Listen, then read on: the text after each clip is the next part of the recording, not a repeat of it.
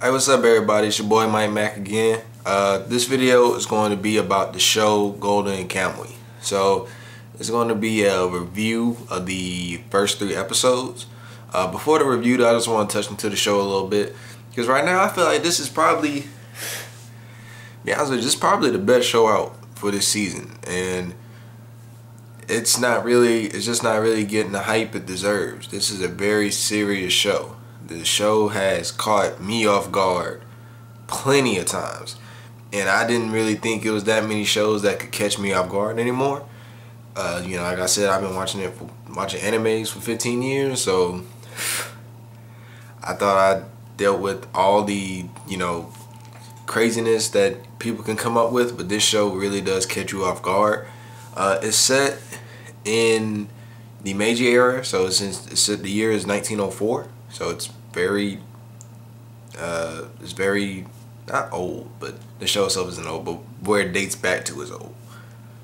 And it's a very good show that shows cultural differences between two different cultures and mindsets, from your traditional Japanese male, from the main character, and the support main character, who is from the rural, more cultivated environmentalist character, kind of like the Native Americans and English settlers back in the day. But just to touch on it, I'll be doing analysis of the main character Saichi Tsukimoto in another video, and also the support main character Ashiripa, and an analysis of their friendship that starts off in the show. But yeah, that's it. So I'll just do the reviews for the first 3 episodes. So for episode 1, When Kamuy, this pretty much goes into starting off about the introduction of the main character Saichi Tsukimoto, with the nickname the Immortal Sugimoto, or in Japanese Fujimi no Sugimoto. It starts off in one of the battles he participates in the Russo-Japanese War, and in it you see him, he has a big scar on his face going all the way across and down. So you see that and you're like, alright, this guy is it's a pretty tough guy if he has this scar and he's still alive. It's not like Yamcha where you see a scar and he's still a bitch made. That's messed up, but whatever. But so it's a battle. Really, it's a battle. He's waiting on his orders to start the fight, and then they charge up a mountain or a hill, and you have a Russian base or Russian fort where they have the uphill advantage, and they're pretty much mowing down the Japanese soldiers with one of the original machine guns, Maxima. Sugimoto gets hit. Technically he should have got hit in his carotid artery and died, but he survived that, went on to kill the soldiers, and then that also introduced, shut up a little bit, also introduced his catchphrase, I'm the Immortal Sugimoto, something he says a lot throughout the show. So after it shows, just how unwilling he is to die, it jumps straight into the story, So it's a couple months after that. The war is over. Japan has won. And you see Sugimoto in the middle of a river, and he's panning for gold. So it's pretty much a gold rush in Japan at the moment. And, while he's panning for gold, an old drunk is talking to him. And he's like, yeah, I've heard tales of you, the Immortal Sugimoto, how you fought like just fought like a beast on the battlefield. It's a little bit surprising to see you out here panning for gold. And Sugimoto gives the reason for that. And he's like, I'm out here finding gold just to help my best friend who died in the war, his wife, who's going blind. And the old guy's like, well, if you're panning for gold, here's an interesting story of how a guy stole 20 cans. I'm not really sure the weight equivalent of that for pounds or kilograms, but it seems like a pretty good good amount of gold to set you for life. He's like, yeah, this guy stole 20 cans of gold from the native Ainu people, and the government caught him and imprisoned him. They haven't killed him yet because they want the gold themselves. So he's stuck in jail, but he tattooed a map to the gold on some prisoners' skin. And those prisoners then escaped after, some of the guards heard about it and tried to take them out of the prison to go find the gold themselves. And now they're out in Hokkaido, spread around Hokkaido, or, probably by now other parts of Japan.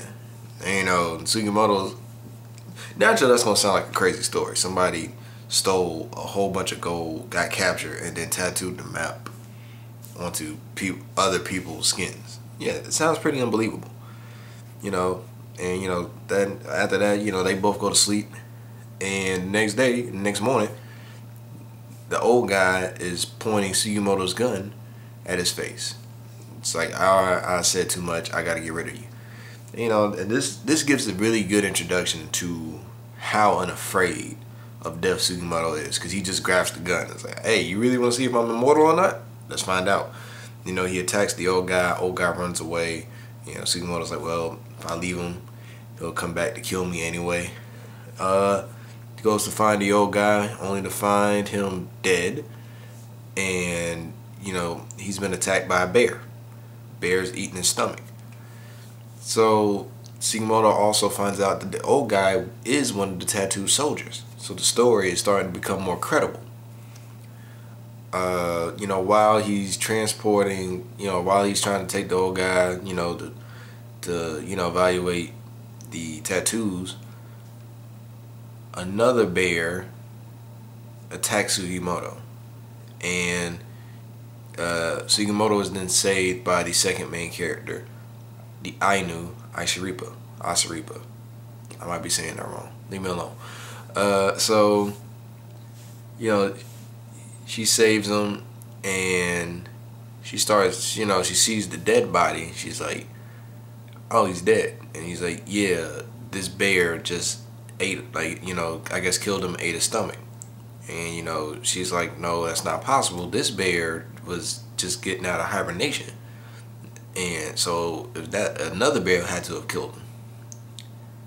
But since that bear killed him and ate a piece of him, you should abandon him, because if you don't, the bear's going to follow you wherever you go. And, then Sugimoto lets her in on the story. He's like, hey, check this out. Some gold that we can find. And, so Asaripa agrees to, help him out dealing with this bear. And, Sugimoto tells her, like, hey, I don't really want all the gold. I don't want 20 cans of gold. I really just want, like a little piece to help fulfill my promise to my friend.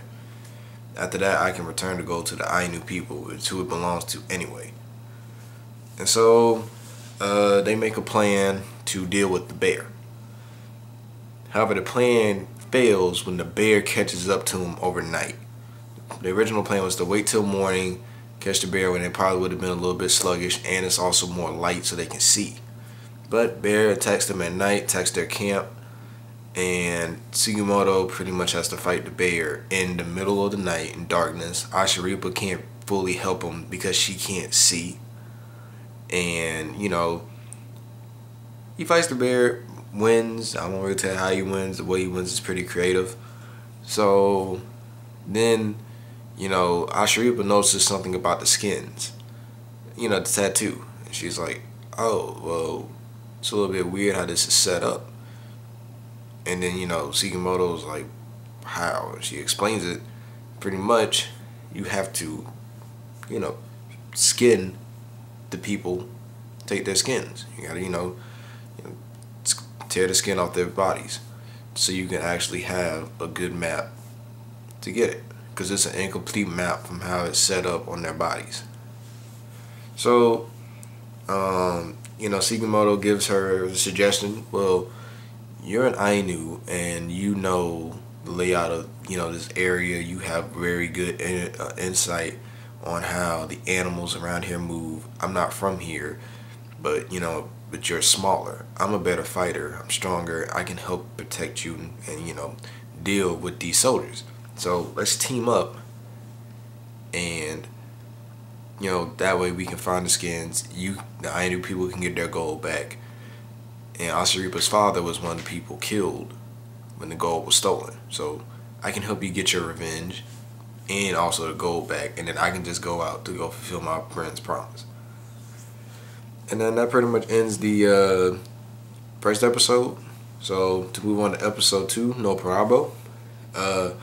In this episode, it's more of showing Asharipa teaching Sugimoto more about the hunting culture that her people live in.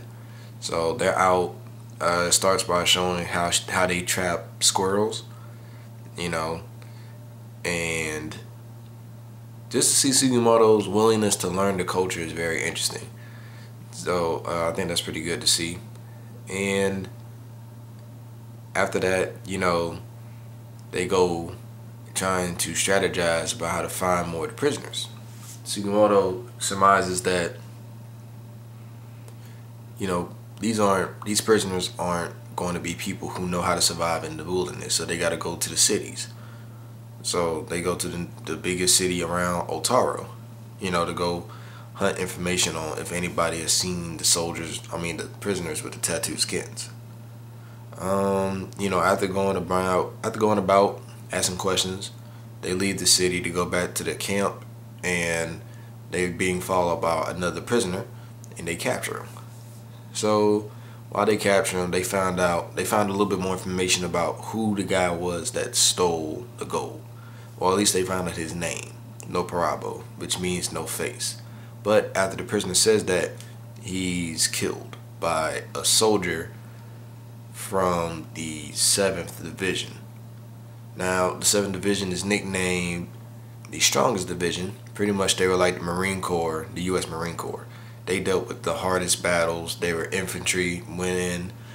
A lot of people died, but they won either way. You know, hardest fought battles, uphill battles, suicide missions. They went and won very tough fights for Japan. And one of the soldiers is now attacking Sugimoto. It's like, alright, so you're going after the tattooed skins. You're also from the army. You know, if you want, I'll give you this one chance to back out. But Sugimoto's like, that's not going to happen, so they have a fight. And this fight introduces the versatility of Sugimoto's fighting skills. Because, you know, you've seen him use some weapons. You've seen how he can think on his feet pretty fast, but you actually just get to see how it goes with fighting another human being. And sadly, it's short, so it's not really all that satisfactory. But, you know, the fight goes pretty quickly. Sugimoto wins and moves on to trying to, you know, just find another prisoner. You know, so another prisoner gets captured by Sugimoto and Asaripa. And, you know, while they're trying to get some of the information out of him, they capture Shirashi, the Escape King. So while they're trying to, you know, get his tattoos, he escapes, and Sugimoto chases after him, but a cold front comes through that almost kills Sugimoto and Shirashi. So they have to work together to survive. You know, they make a deal to not, you know, the end, you know, not to fight or kill each other. And, you know, Shirashi tells Sugimoto a little bit more information. There's 24 prisoners in total. You know, some of them have been killed off already. It's no telling how many are still alive. And, you know, so, you know, they go their separate ways after Shirashi gives them some of the information on, you know, how they escaped, the prisoner that helped them escape, the vice captain of the old shogunate party, the Shinsengumi, Hijikata Toshizo, or Toshizo Hijikata, correct way to say it. So then after that, that's pretty much it for the, you know, the second episode. So then you go into the third episode, Kamuy Mosier. I think that's how you say it. Yeah, Kamuy Mosier. From the third episode, it goes into, you know, an introduction into more of the people from the 7th Division. You see, you know, the ringleader, Lieutenant Tsurumi, you know, a very insane but very intelligent and dangerous antagonist. So from there, you get introduced into that group, but you also get introduced into other soldiers from the 7th Division, you know, because Sugimoto and Ashiripa running four other soldiers. They try to split up, you know, divide them up. 3 soldiers go after Sugimoto and 1 goes after Ashiripa. So Sugimoto, as good as he is, he can't take 3 soldiers on with just a gun. And he pretty much sets it up to where a bear fights the soldiers. I'll tell you how. It's pretty creative. And, you know, the soldiers, they fight the bear. You know, the first soldier gets instantly killed by the bear. Then that soldier, due to his death, kills another soldier. So it's one last soldier that fights the bear. And this really does go to show how tough people from the 7th Division are. Because this guy is already pretty much half killed by the bear, but still fights the bear and wins. Loses his life in the progress, but, you know, he still wins. And, you know, Sugimoto now has to deal with the baby bear. But, you know, it's a cute little baby bear. He's not going to abandon a baby bear. Sugimoto is actually a very kind-hearted person. You know, even with some of the, you know, even with the nickname Immortal Sugimoto, how you saw him put in work on the first soldier that he dealt with from the 7th Division, he's still pretty nice, you know. So Ashiripa, the soldier she has to deal with, she gets help from a wolf that she raised or grew up with, pretty much. And she doesn't want to kill people.